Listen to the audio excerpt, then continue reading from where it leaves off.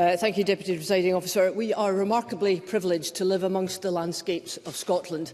The beauty of our dramatic scenery, the rich diversity of our cultures, our history and our ancient monuments and our sporting attractions are just some of the reasons why visitors want to come here. Yes, it's true that visitors can also encounter some difficulties with the weather, usually, and the perennial challenges of our midges, but tourism is in our DNA. The sector is not only essential to our global appeal, but it is the prerequisite for rebuilding our economy and stimulating economic growth. And how much we desperately need that growth, given the Scottish Government's current balance sheet that the Finance Committee was scrutinising yesterday. And we should never forget that the overwhelming number of tourism enterprises are small businesses, just like the Real Food Cafe in Tyndrum, whose owner was in touch with me this morning about the Hospitality Unlimited project. Small businesses which are always the backbone of any economy. 96% of the sector, according to the most recent statistics. But make no mistake, this sector feels so badly let down because of the Scottish Government's failure to prioritise its needs, most especially in the rural and island areas. Mark Crothall said a couple of months ago that the industry is experiencing the double whammy from inflation and policy pain that is adding costs which would put many out of businesses altogether. And he went on, and I quote, "This is entirely the wrong time for the Scottish Government to be piloting policies that will do limited good and risk maximum harm." And just at the weekend in the Herald, the owner of a self-catering cottage in the Western Isles, previously an SNP member apparently, denounced what he described as the perfect storm of SNP policies that could potentially mirror the demographic consequences of the clearances. Yes, I will. Keith Brown.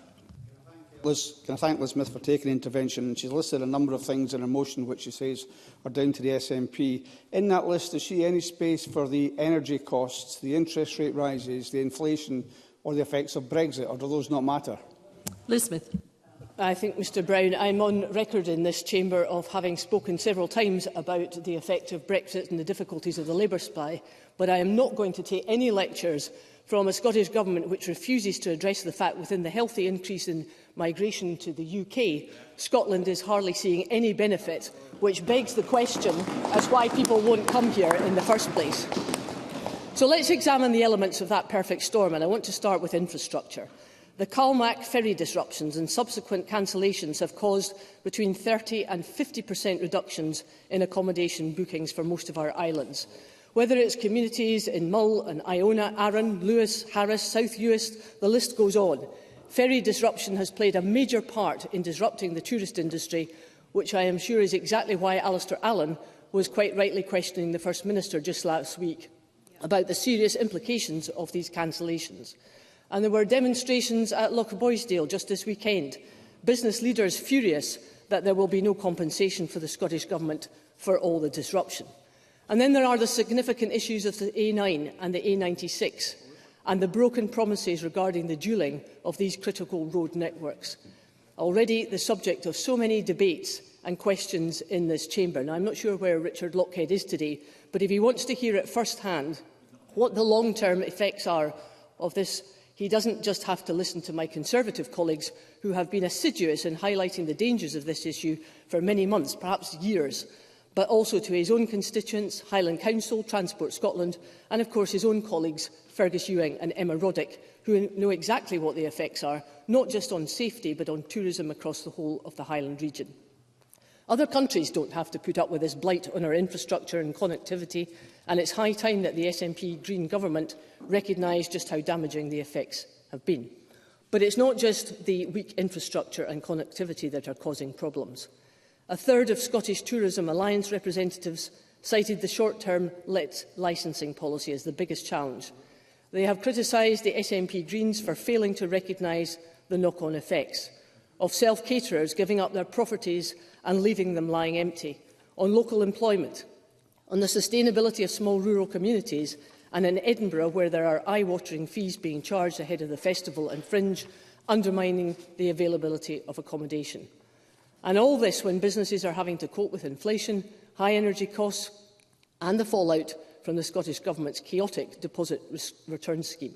The short-term Accommodation Association said that the introduction of the scheme could have lasting and damaging effects on Scotland's tourism economy. And then on top of that, local authorities will have the power to introduce a visitor levy.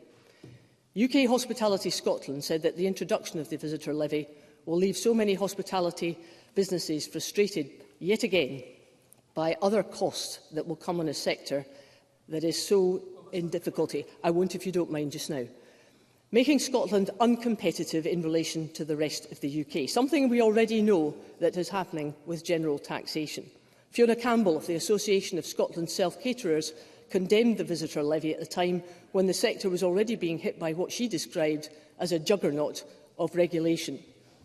And it is that combination of regulation and red tape, of increased costs and the failure of the Scottish Government to match the 75% business rates relief that was awarded in the rest of the UK, despite having the Barnett consequentials to do so. That is why it's causing so much concern. And we know too that, along with several other sectors, tourism has made its views very well known about the general anti-business agenda of the SNP and Greens, although I do think the current Minister is trying to address something.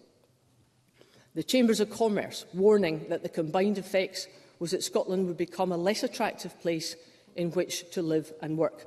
And I think the Minister would be well advised to listen to the concerns of the Economy Committee, which wrote to the Scottish Government during the pre-budget process, saying that tourism has obviously suffered a cut in cash terms of £51.2 million down to £49.4, at the very time when many new tourism enterprises in Scotland have the lowest survival rate. Presiding Officer, I return to my original point, namely that a strong tourism sector should be at the heart of Scotland's DNA. But with this Scottish Government, that is very far from the case.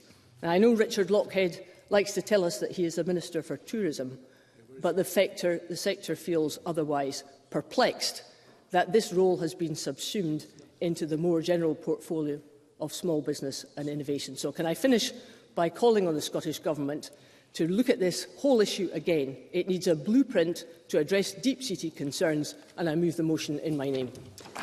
Thank you.